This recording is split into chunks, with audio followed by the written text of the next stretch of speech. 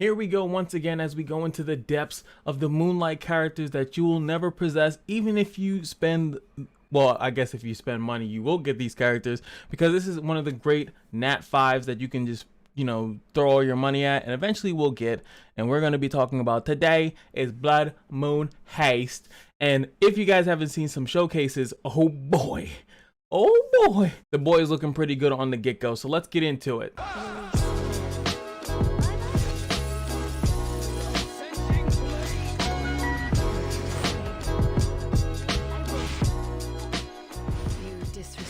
First and foremost, he's a Dark Soul Weaver, which I don't even know if that's that's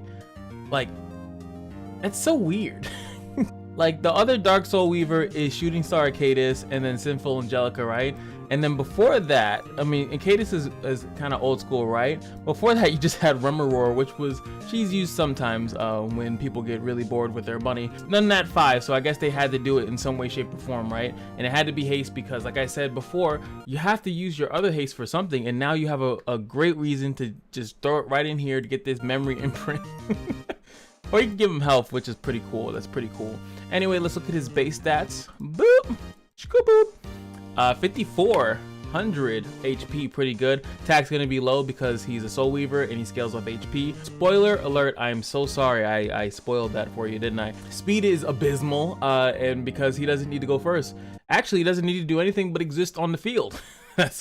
I mean, when you're talking about good characters, you're talking about good characters. And defense 798. We're gonna be looking into that as well. Those are the scenes of the stats. The attack, the HP, you see, it sucks that he awakens into attack, because for what reason does he need to do that? But I want to kind of see where his health and defense kind of lies, so you guys know where we're going. All right, you guys know, I just wanted to give a quick comparison. So let's sort by HP. Let's see where his HP lies amongst his Soul Weaver brethren and sisters, because the sisters pretty much take out that whole front row. Destino with the highest HP, kind of crazy, right? Kind of sitting pretty there. And then you see Shooting Star Arcadis, Angelica, Royal of Light, Roanna, and then you see Haste. It's funny that they have the same, they just kind of brand new characters, and they both have the same amount of HP, same amount of attack, and same amount of defense and speed. Are you wait, same thing. They do it well. Oh my god, would you imagine that Smilegate might be lazy? No. Also, if we sort by defense, he is the highest. So 798 is the highest, with him, Ruana, and Royal of Light. Destina coming in, a nice second, not too far behind though. But it's cool to know that he has amongst one of the highest HPs, not the highest, but I think he's third place highest, and in the highest tier of defense. What I'm trying to prove to you guys is that he's a tanky mon, and that's really good. With that being said, let's go preview his skills. Would you like to be my next meal? You could tell he's voiced by a girl. It's like I know, like I've said before, that they use a girl's voice to imitate a young boy, but it still sounds girlish. Like, it doesn't have that boy in it, that little boy in there, which could be a good thing, Anyway, Blood Scythe attacks with a swinging scythe, dispelling one buff. Damage dealt increases proportional to the caster's max HP. Phenomenal. What a great thing. You can also ignore effect resistance. So, as I've mentioned 10,000 billion times before, but you guys are regulars here, but this is for the people that still haven't hit that subscribe button. I need that. Hit that. I love that. We're at 26 hundo. Would love to get to 27 and then further and beyond. But what happens here is that dispelling a debuff or trying to do any type of effect has an activation chance, and that's my new term for it. Activation chance, and then there's the effect chance. So this one has 100% pretty much activation chance. It will always try to do that. You don't need to scale up your effectiveness. You don't need to Molagora it in any way, shape, or form for it to be more effective. It will always attempt to dispel one buff on the enemy when it goes through. Then it will go through effectiveness versus effective resist chance. That's where that comes in. Now, how important is that? We'll have to look at the rest of the kit to kind of figure that out. But the cool thing about this, and the same thing that I mentioned in Elsfeld video, is that he has a consume 10 souls, and you can just ignore effect resistance. That means that regardless of what his effectiveness is, whether it be 100,000 or 1, this pretty much will dispel a buff. So this is when you really need to take that one buff off, because you're looking at the speed line and you realize that if you take this one buff off, it will follow up to something. But just so you know, that's the purpose of that soul burn. It's allowing you to have pretty much zero effectiveness, and you'll get the buff strip. Anyway, oh yeah, let's look at it. It's the same animation as Haste. It's a little bit smooth. I'm growing tired of this act. It's a little bit. You are not worthy of my courtesy. It's just needs a little bit more boy, and I'll be sold. Anyway, the S2 Grudge. When an enemy is revived, grants all allies a barrier and immunity for 1 turn, and resets the cooldown of Moonslash. Moonslash is the S3. Barrier strength increases proportional to the caster's max health. Now this is the thing that I was talking about with Ray, is that he has stuff that's based on the target's HP. But the reason why I want Blood Moon Haste is because, like I said, Ray is going to usher in, well, Blood Moon Haste is also doing it too, and a lot of other characters, these tanky bruiser characters that are also able to sustain themselves within the DPS meta. And pretty much if you go with a team that's too squishy, you're gonna lose, because they're gonna heal and block all the damage that you're trying to do. This thing has nothing but Mulligore and barrier defense, and all you have to do, as you can see, there's no cooldown. There's not once per turn or once every 2 turns or some nonsense like that. Every time a character revives, this will be procced. So if he's slow, right, but let's say you get the Moon Slash off, right, boom, you get it right back off cooldown, making the cooldown irrelevant. As they showcase, this is one of the best RB counters in the game, because you can run tanky characters. Him and Elena, I'm pretty sure that a Vildred probably can't even kill you, which makes killing a Vildred a non-factor. Who cares? Go ahead, kill him. Who gives a because you get barrier and you get immune, so he can't blind you, and he's not going to do the full amount of damage. And then Elena, we'll go through that in the team building count, even though I just gave you the team. So yes, let's just go over to the S3. Attacks with the Scythe, recovering health of allies. So as soon as he attacks, regardless of whatever the rest of this reads, he's healing everyone. It's AoE heal. Fantastic. Penetrates defense. Fantastic. But cannot trigger a crit. Aww.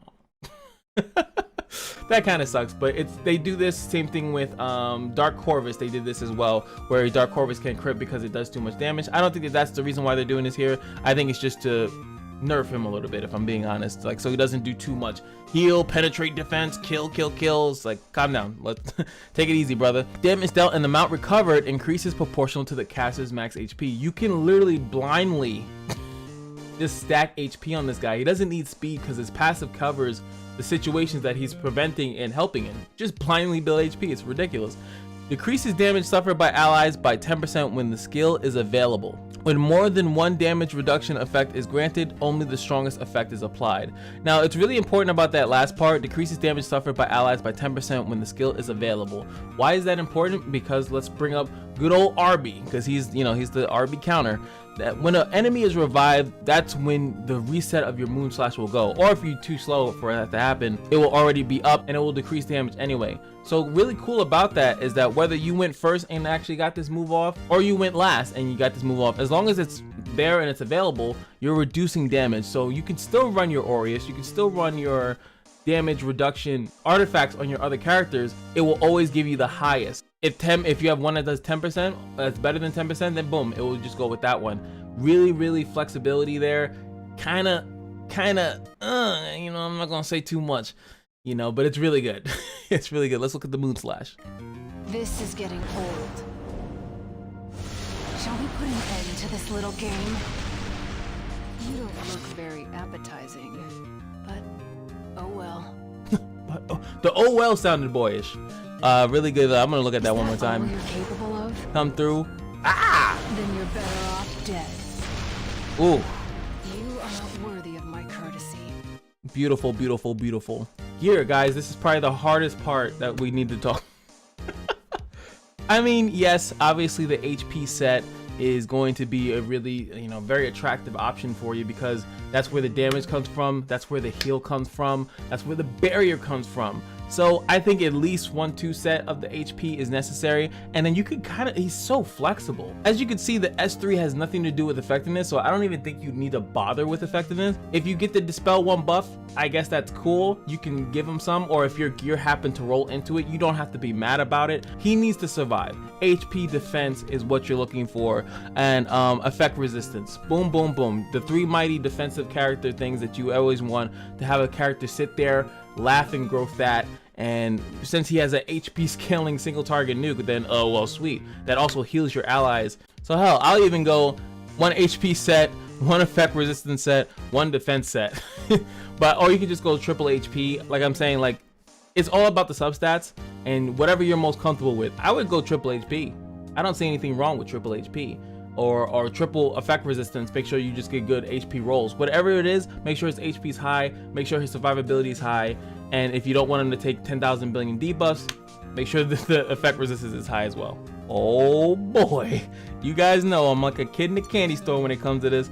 The beautifulness that is the Soul Weaver artifacts. Come on, this is where the most magic happens, if I'm being honest here. Idol's Cheer, beautiful.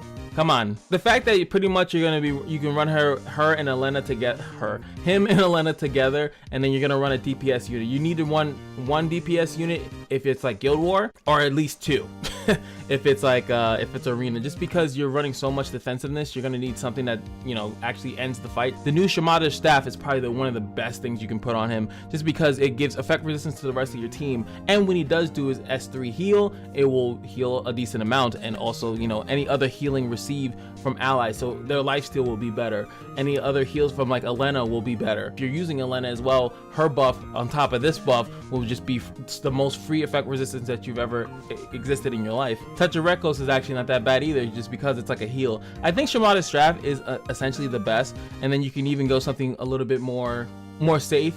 Wondrous Potion Vial is a really good option for a character. He does have immunity in his set, but I would say maybe Wondrous Potion Vial is for a non-revive kind of situation. Turn is another good option.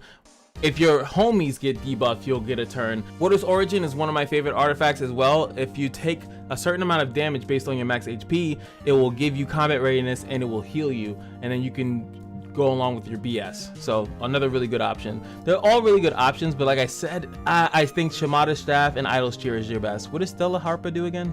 That's not that bad either. Stella Harpa's not that bad either. The OG, Proof of Valor, a nice little way to keep him alive if you're fearing that there might be a dark sniper on there, or a sniper target in general, just because the fact that he is dark, so he's susceptible to any character that feels like attacking him without having to worry about missing or anything like that. So I definitely think that Proof of Valor is pretty good. It's a way bigger damage decrease, and you still provide your allies with some type of damage decrease and just give him a stronger one so he can survive longer.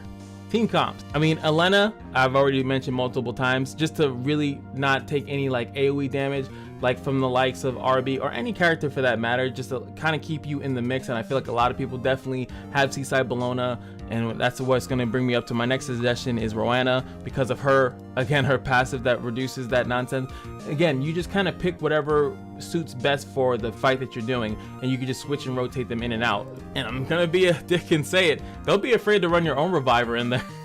Just you can also be a pest and still run your own reviver while kind of putting a halt to their schemes too, depending again what you're fighting.